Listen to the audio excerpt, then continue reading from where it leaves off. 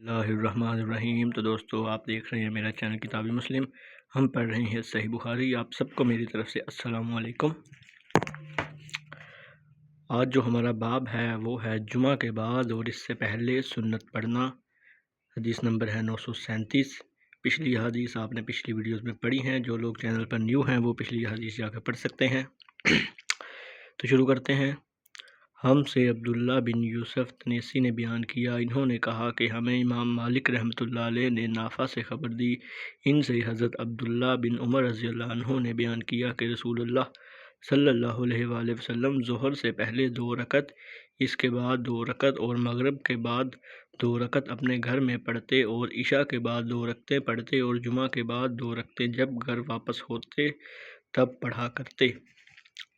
اس حدیث کی تشریح ہے، چونکہ ظہر کی جگہ جمعہ کی نماز ہے، اس لیے امام بخاری رحمۃ اللہ علیہ نے ارشاد فرمایا کہ جو سنتیں ظہر سے پہلے اور پیچھے مسنون ہیں وہی جمعہ کے پہلے اور پیچھے بھی مسنون ہیں۔ بعض دوسری حدیث میں ان سنتوں کا ذکر آیا ہے۔ جمعہ کے بعد کی سنتیں اکثر آپ صلی اللہ علیہ وآلہ وسلم گھر میں پڑھا کرتے تھے۔ صدق اللہ العظیم۔ تو دوستو، یہ تھی آج کی حدیث۔ اسے صدقہ جاریہ اور ثواب کی نیت سے زیادہ شیئر ضرور کریں، اور اگلی حدیث پڑھنے کے لیے میرے چینل کو سبسکرائب کریں۔ اللہ حافظ۔